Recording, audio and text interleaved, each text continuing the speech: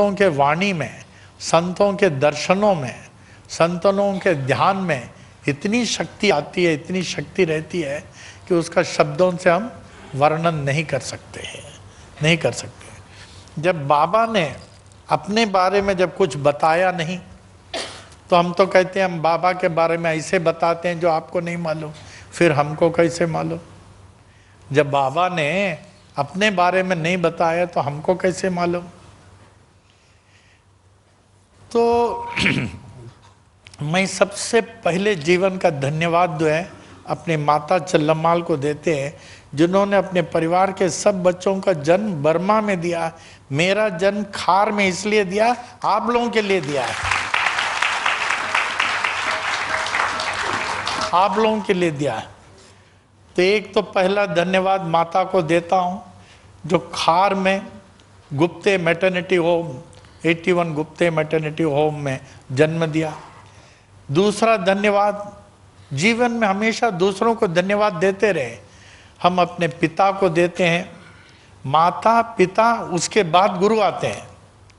जीवन में सबसे पहले स्थान माता को देना, फिर पिता को देना, फिर गुरु, फिर पिता को स्थान देते हैं। क्यों? वो हमारे गुरु के स्थान में आ गए, कहने लगे बेटा मैं तेरा गुरु हूँ। माता पिता गुरु देव। फिर बाल योगिनी सरस्वती अम्मा को देता हूँ, जिन्होंने जो है 7 दिसंबर 58 में साईं बाबा की मूर्ति प्रकट की। अगर उन्होंने प्रकट नहीं किया होता, अगर सरस्वती अम्मा को हम वर्सोवा आश्रम अंधेरी 7 बंगला नहीं जाते, अगर मूर्ति प्रकट नहीं किया होता, घर में तो बहुत पूजा होती थी, तब तक तो साईं बाबा न भक्त था न साईं बाबा को जानता ही था। आज कितने लोग ऐसे हैं जो साईं बाबा के परम भक्त हो गए, जो बाबा को जानते ही नहीं, मानते ही नहीं थे, न बाबा को जानता था न मानता था। तो हाथ में मूर्ति आया 7 दिसंबर 58, तो माता जी ने बोला बेटा ये साईं बाबा आए, हम सोचे इधर ही कहीं होंगे। हम बोले किधर रहते हैं? हम बोले मिल लेंगे। अरे क्या मिलेगा? 1918 में उनका समाधि हो गई। उनके सेक्रेटरी को बोला बाबा के बारे में मालूमात करे। तब तक पूरे भगवती परिवार सरस्वती अम्मा के ही भक्त थे, वहीं हम लोग जाते थे और कोई दूसरा स्थान नहीं। फिर माता जी ने भेजा जाओ शिरडी जाओ। और आज भी शिरडी में कुछ ऐसे लोग हैं जो बाबा के साथ थे, उनके सहवास में जाओ, बाबा के बारे में पता लगाओ और लिखो, समझ लो बाबा ही तुम्हारे भगवान हैं। हमें माता जी को छोड़ के जाने को अच्छा नहीं लगता था। बड़ी सरल स्वभाव की, छोटी कद की, बड़े बड़े Rajendra Prasad president of India, बड़े बड़े गवर्नर चीफ मिनिस्टर डॉक्टर जाते थे, बोले तू वहाँ जाओ तुम्हारा स्थान वहाँ है।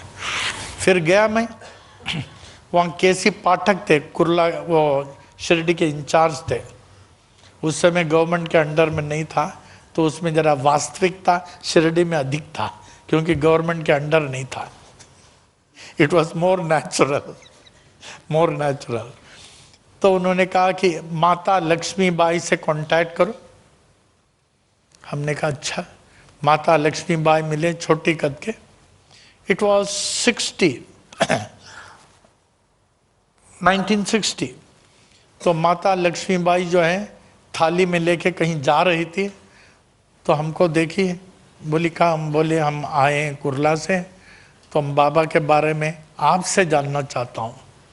बाबा के बारे में सबसे नहीं, उनसे जो बाबा के साथ थे, बाबा के साथ थे। तो उन्होंने कहा मैं बाबा को खाना खिलाने के लिए जा रही हूँ, तुम तब तक ये जो है हमारा फोटो देखो, इसमें 9 विधा भक्ति बाबा ने दिया, जो 9 चांदी के सिक्के हैं। तो हम आंखों में लगाए, बहुत झरझर झरझर आंसू आ रहा था कि वो सिक्का जो बाबा ने इन लक्ष्मीबाई को दिया वो हमारे हाथ में, आंखों में लग। तब तक वो निकल गई। आधे घंटे के बाद आई, थाली था, कवर कपड़ा था। फिर कपड़ा खोला, माता को नमस्कार किया, तो उसमें से भाकरी और चटनी लिया, हमारे हाथ में दिया, बोले लो खा लो। और हमारा हाथ कांप रहा था यूँ, वो जिस हाथ से बाबा खाते थे हमको वो मिल रहा, तो मैं यूँ लिया, खा गया ऐसे। इतना अच्छा लगा, टेस्ट के हिसाब से नहीं, भावना के हिसाब से। मैंने बाबा इसके हाथ से खाते थे और मैं इसके हाथ से खाता हूँ। आपको मालूम होना चाहिए, जब मामी जी 33 साल से अधिक सेवा करते थे, मैं किसी के हाथ का नहीं खाता था। कोई बोल दे मैं किसी के हाथ का खाया तो सबसे बड़ा झूठा होगा।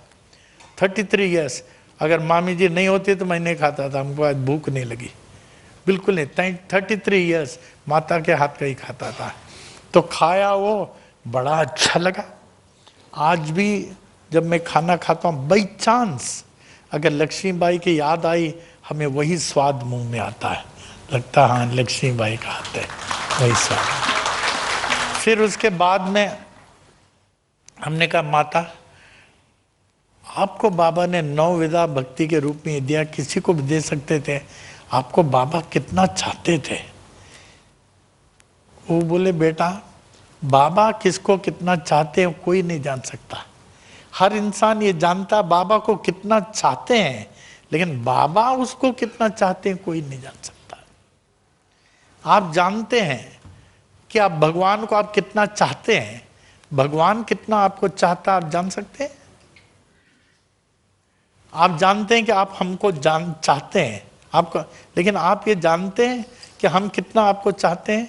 10 जन्म में नहीं जान सकते। कितना? 10 जन्म में नहीं जान सकते मैं आपको कितना चाहता हूं। क्यों? हमारा प्रेम निस्वार्थ है, नहीं रोमी? निस्वार्थ। मनुष्य का प्रेम स्वार्थ का होता है, हमारा निस्वार्थ। I want your well wishes always. तो खाया, हम बहुत अच्छा लगा। फिर वो कहने लगे, हम बोले माता इसमें 9 विधा भक्ति के जो है 9 सिक्का है, 9 नहीं तो 8 ही है ना, 9 होना चाहिए ना। बोले हाँ, अभी कुछ दिन पहले बॉम्बे का कोई सेठ आया था तो उसने कहा ये हमको दे दो, बहुत ज़रूरी है। बहुत रोने लगा, बहुत रोया, बहुत धोया, तो वो सिक्का लेके गया। उसकी जगह उसने दूसरा सिक्का बना के दिया सिक्का बना के दिया। फिर उन्होंने एक अनुभव बताया जो साई सच्चरित्र में नहीं है, जो हम आपको बोलेंगे साई सच्चरित्र में नहीं है। क्योंकि ये जो जितने लोग हैं, लक्ष्मीबाई शिंदे, मार्तंड मालसापति, जिनसे मैं इंटरव्यू लिया हूं, जो बाबा के साथ थे, जिनका कोई किताब नहीं है। बालाजी पिलाजी गुरु, जिन्होंने हमें बाबा का कपड़ा दिया था, जिसको मैं तावीज़ बना के मरीज लोगों को दिया करता था, बालाजी पिलाजी गुरु, आज ये लोग नहीं है। बालाजी पिलाजी गुरु, निवृत्ति पाटिल,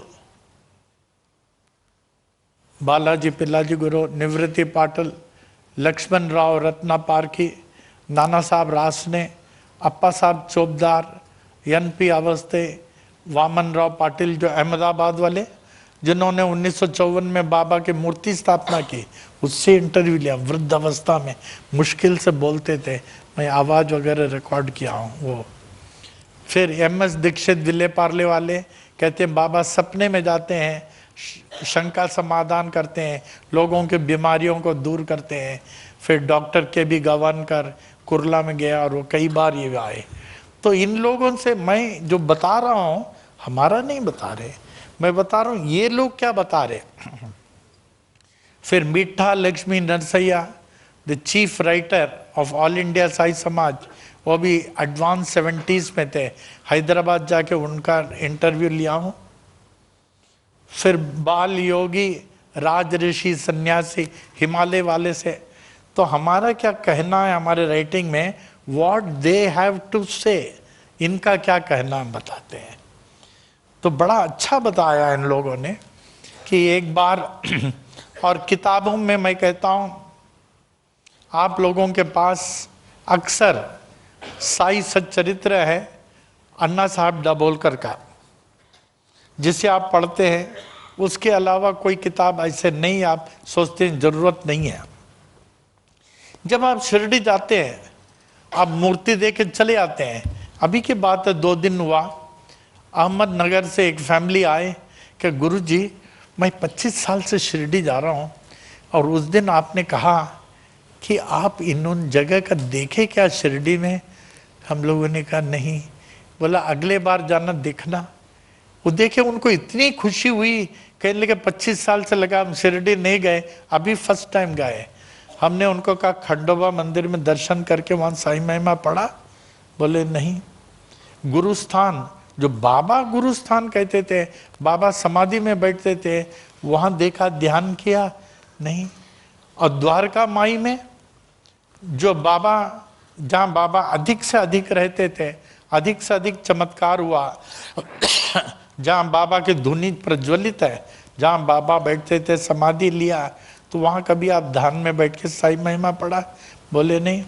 अब बाबा जिस पत्थर में बैठते थे, मालूम वो पत्थर हॉलो है, वो लेंडी बाग में था, लोग उसको कपड़े से पत्थर को ऐसे कपड़ा धोते थे, कपड़ा उसमें। एक दिन देखे बाबा बैठे हुए थे, तब उसको निकल द्वारका माई में वो लेके आए। बोले हमें नहीं मालूम। फिर हमने बोला चावड़ी में जो मंडप है, आपने वो जो पालकी में ले जाते हैं, वो फोटो, वो पादुका, वो दंडा का दर्शन किया?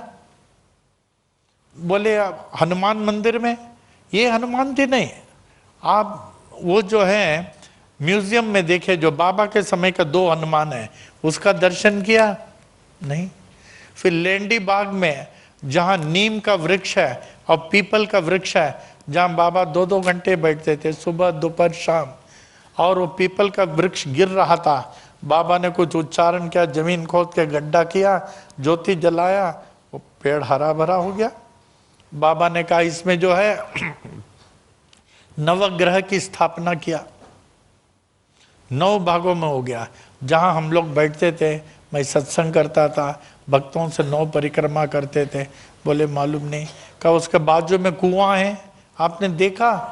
बोले हमने सुना जरूर है, वहां नहीं गए।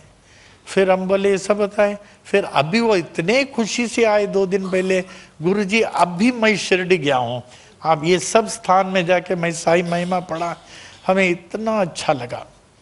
फिर जब लास्ट में जब आप बाबा की मूर्ति देखते हैं, व्हाट डू यू सी? हमने तो उस मूर्तिकार को देखा, उनसे हमारा वार्ता बातचीत हुई है, हरीश तालिम के बालाजी तालिम, जिन्होंने मूर्ति बनाया, अभी वो नहीं है, हरीश भी नहीं है। सी, they have the lustrous brightness and the compassionate moisture and the smile, curiously resembling a live smile, I say. It's not static, but alive and real, a thing of flesh and blood. That could be said of the whole Murti. It's not some static likeness of Baba has been made in the marble, but it is as if Baba has descended into the Murti and made it alive and immortal. इस भावना को लेके कभी तो आप जाएं, तब आपको बहुत अच्छा लगेगा। तो परसों आए थे वो अहमदनगर वाले, तो कहने का तात्पर्य शिरडी जाते हैं आते अच्छा है, लेकिन जब आप बाबा के बारे में उन लोगों से जो बाबा के साथ थे, जिनका नाम हमने लिया, या किताब, ये जो अन्ना साहब दाभोलकर ने क्या बाबा के सामने किताब लिखी? 1910 से 1918 तक थे, बाबा के सामने नहीं लिखा उन्होंने। बाबा ने 1918 में समाधि लिया, ये 1910 से 1918 तक सेवा में थे, कुछ नहीं लिखा। समाधि के 5 साल के बाद 1923 में बाबा जागृत हो गए। मैं दाभोलकर के यहाँ गया हूँ, कुर्ला में, ऑन द फर्स्ट फ्लोर। तो बाबा ने प्रेरणा दिया, लिखो। Then he started writing after 5 years, and it took 6 long years for him to finish. 6 long years. ये जो गीता चालीसा आप पढ़ रहे हैं, ये कम से कम हमारा 30 years के बाद लिखा होगा हमने। 30 years के बाद गीता चालीसा जो पढ़ रहे हैं, जो यज्ञ वगैरह कर रहे हैं, ऐसा नहीं आफ्टर। उन दिनों में वो स्वामी शिवानंद के आश्रम में बहुत जाता था, 30 years के बाद। तो कहने का तात्पर्य it took 6 long years and he finished in 1929, 15 July when he attained Samadhi. इस साई सच्चरित्र का 53 अध्याय नहीं है, 52 अध्याय है। 53 is epitome, Upsahar. That is the contents of the earlier 52 chapter written by B.V. Dev, Bal Krishna Vishwanath Dev. He was a mamlatdar of Dahanu. उन्होंने लिखा. और दूसरा छोटी किताब है 89 पेजेस का, साईं बाबा और Shirdi bye bye Vishwanath, Rao Bahadur Moreshwar Vishwanath Santa cruise वाले, जिन्होंने ये बाबा का द्वारका माई का फोटो बनवाया था शामराव जयकार से. तीसरा किताब अहमदाबाद वाले साई शरणानंद, साई द सुपरमैन. चौथा अमरावती में गया हूं, खापाडे जी का द डेली खापाडेज डायरी, जिसका नाम बाद में शिरडी डायरी लिखा, चला नहीं, फिर खापाडेज डायरी लिखा, अभी चलने लगा. उसमें डेली बाबा का दिया है, कैसे 8 बजे उठते थे, 5 जगह भिक्षाटन के लिए जाते थे, फिर उसके बाद लेंडी बाग जाते थे दिन में 3 बार अकेले, वहाँ 2-2 घंटा बाबा ध्यान में बैठते थे और ना मालूम किससे बात करते थे. खापाडे का. फिर भक्त लीला अमृत संत कथामृत, ये जो है कीर्तनकार, क्या नाम उनका, दास गणु महाराज, दास गणु महाराज का. फिर सावित्री रघुनाथ राव तेंदुलकर, ये लोग बाबा के साथ थे. तो वो ये दाभोलकर का किताब पढ़े, वही किताब पढ़े जो बाबा के साथ थे, जिन्होंने आंखों देखे वर्णन किया, जो हम लोग दिखते. उसके बाद ये साई महिमा बना. साई महिमा इस साई की आत्मा है. 48 घंटे का जिसका पाठ हो, 12 घंटे का हर महीना, 24 घंटा, 48 घंटा, तब जाके बाबा ने ये साई महिमा दिया है. साई महिमा, शिरडी दर्शन, ये सब पढ़ेंगे तो लाभ होगा. बाबा's grace is for him who asks for it. Baba's grace is found by him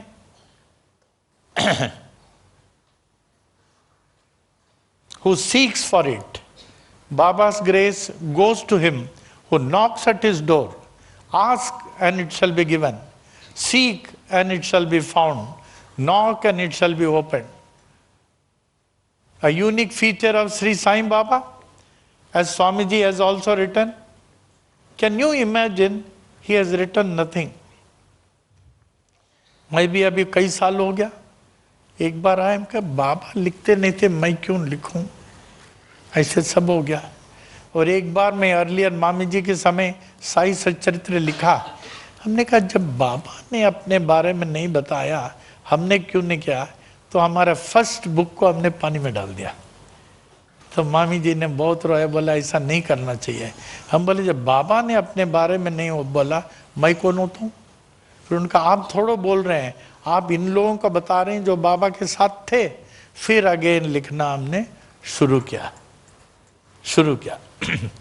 So what I mean to say, Baba had never written anything, not even his signature. Is it not a wonder? Not he has ever spoken from a platform, no discourse at all. He had also never left Shirdi. Only at times he used to walk up to Neemgaon, 2 kilometers of north of Shirdi, to meet Nana Sahib Dengle, or walking 5 kilometers in the opposite direction to meet Kushal Chand Marwadi. Otherwise he has never left Shirdi. Yet he has achieved more. What writings, what discourses, what discourse tools can never accomplish. He was very simple, most natural, unassuming, pure in heart, and ever God intoxicated. Always chanting, Allah Malik, Allah अच्छा करेगा, La ilahi illallah, Yade